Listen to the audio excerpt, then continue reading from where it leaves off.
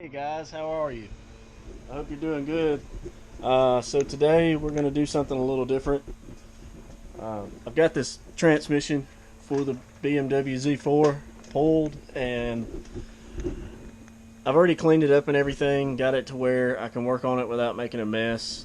What I want to do right now is replace this shaft seal because, as you can see, it's leaking, and I wanted to make sure that that's where the leak was coming from. Because before, I think I took a couple pictures that you could see where it was leaking, and that seemed to be where all the oil was coming from. I've actually turned this upside down like this, let it sit, checked the seal on the inside already. That one's good, and I believe the shaft, the drive shaft seal on the back of the transmission is also good. So this is the only place that I have any leaks going on with this transmission. Thank goodness, because if you can tell, the transmission mounts were just destroyed. That was like that when before I even pulled the motor, they were just ruined. And here they are on the cross member, and then of course here's the. Sorry guys. Of course, here are also the motor mounts that were busted. So, but right now, I just kind of wanted to go over that with you a little bit. And I got the seal from Beamer World. Found them online, and if you want, I'll put a link in the description. So I'm gonna sit this down.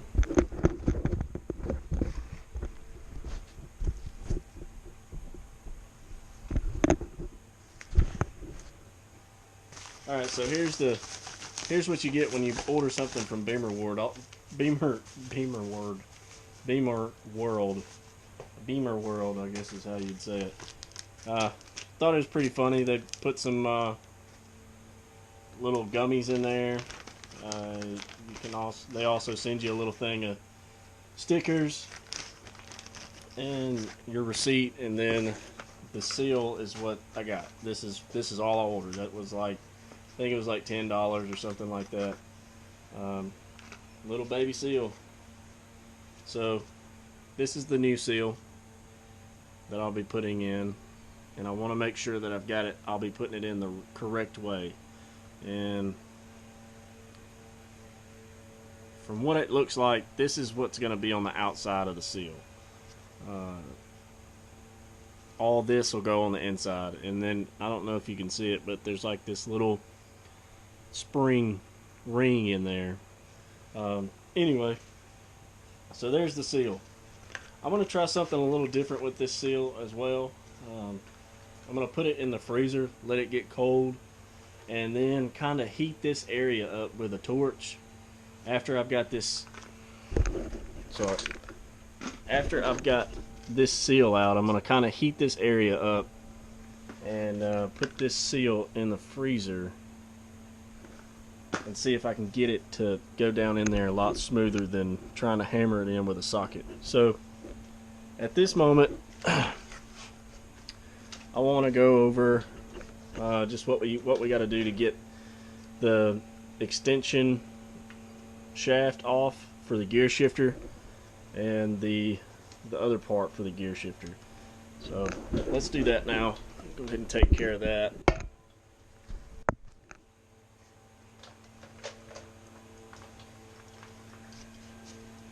And this should just pop up, and then you've got to pull a pin. It looks like there's a pin in there that's got to be pulled. Yep. So just like that, you'll pull this pin out. Just a little clip on the side there. Sorry about the blower in the background. And then it just pulls right out. So what I'm going to do is put this right back in there and just kind of lightly put it down. Just so I don't lose it. It's there. Don't have to worry about trying to find it. And now I want to take this part off, which is a little don't lose any of it. Looks like that's a little plastic piece that goes behind there. And now I should be able to just slide this right out. Yeah, just like that. And there's one on the other side, so I'm going to put all this back on here and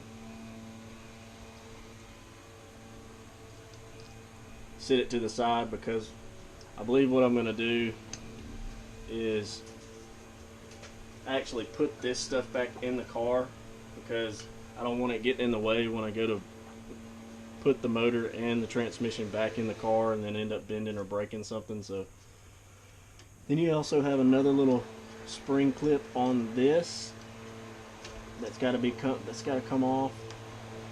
I'm going to try to do this without poking myself.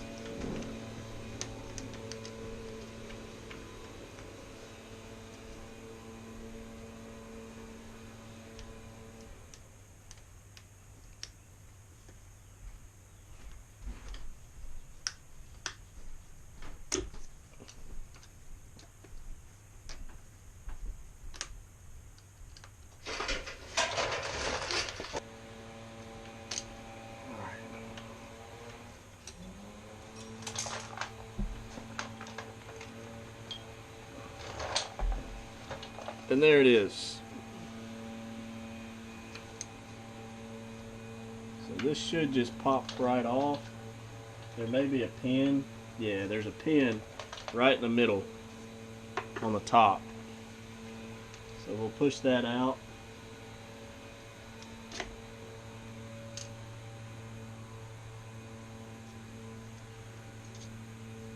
Here's the pin.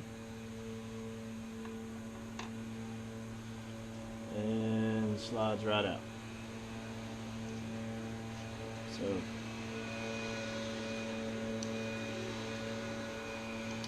there's a little bit of gunk down in the bottom of that. I'll clean all this out and clean this off and start to pull this seal.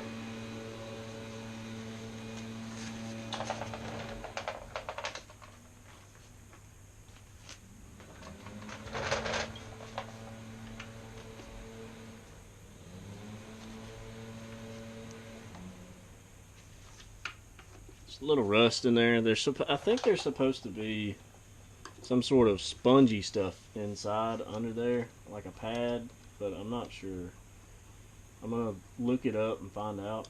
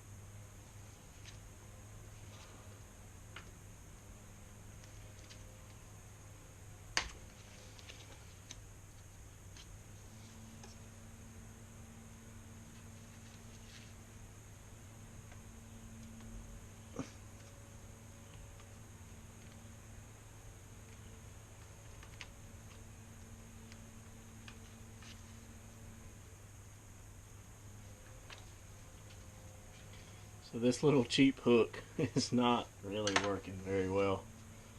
I'm gonna see if I can maybe get something going with this. What are you doing, Bailey? Say hey. Say hey to everybody. Hey everybody, this is Bailey. She's my little helper. She doesn't really help much though. She just kind of looks at me wanting to be loved on. So, say bye, Bailey.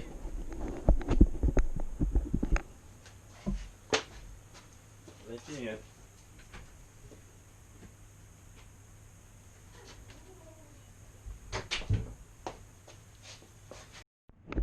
Okay, so I've got the seal out, and I don't think I'm going to put any heat to this because I don't want to mess up the seal.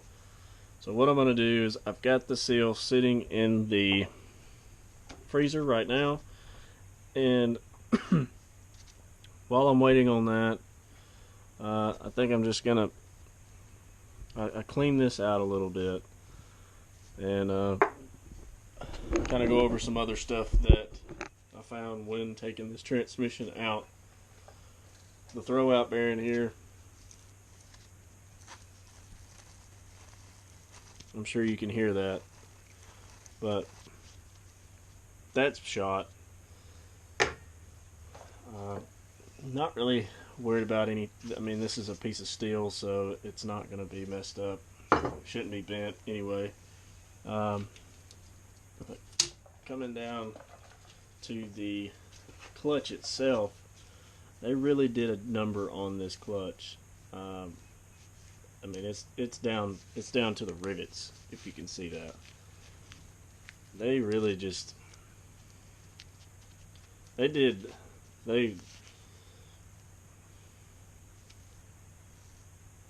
so this is the clutch, and they wore this thing all the way down to the rivets. I mean, they really drove the crap out of the car. But, I mean, they had fun with it, obviously, so I don't blame them. I plan to do the same thing. So that's the actual clutch part. Here's the flex plate. I mean, you can just see how hot the surfaces got.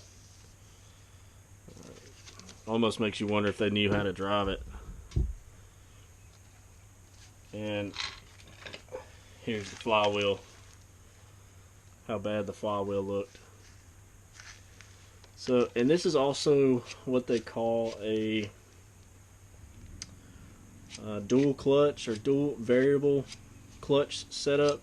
That's why it has this play. Now, you shouldn't have that much play in one of these, but I'm not going back with one of these types because I could get a full kit from FCP Euro out of Connecticut for the solid flywheel, and having a solid flywheel, I like those better. I'm more used to that, so I'll be going back with one of those kits. It's a full kit. It comes with all the bolts that you need for the installation. Comes with your flywheel. That's a solid flywheel, not that variable stuff. Comes with your clutch plate and the pretty much everything you need to replace your clutch.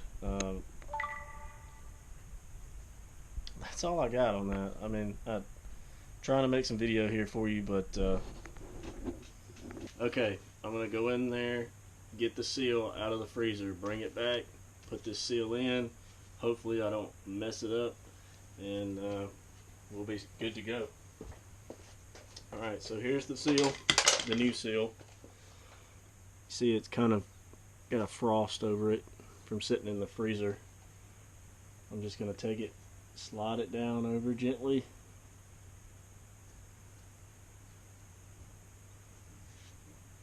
Wow. It seemed to really work.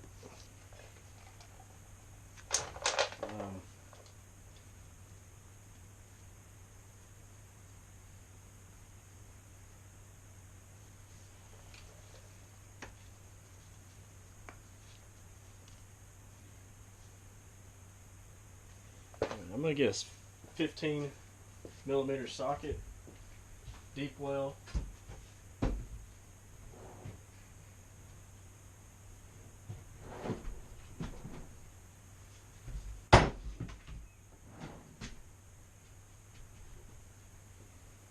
And see if I can push this over evenly.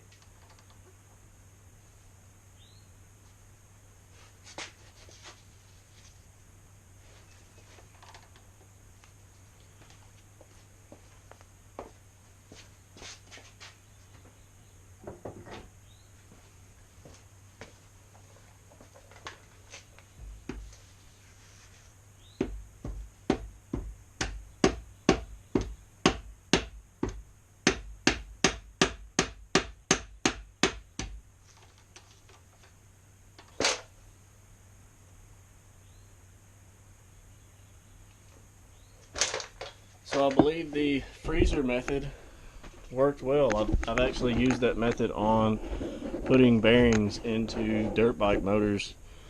They just slide right in, and then once it gets back to normal temperature, it expands out. So looks like it's in there pretty even. I'm gonna wipe it off the rag.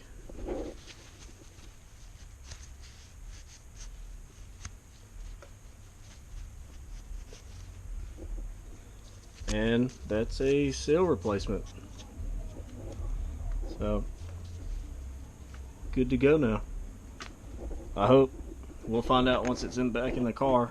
But what I'm going to do is, now that I've gotten that seal in, I'm going to drain the fluid out of the transmission and refill it. I also got this, which is the fluid for it. I think it usually takes 2 quarts, 2 liters, but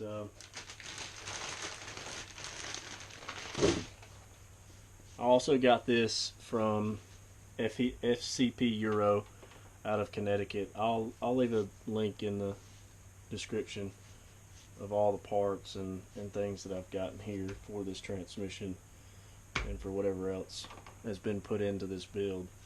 But this is the fluid. This is what they recommended for this transmission. Usually takes 2 liters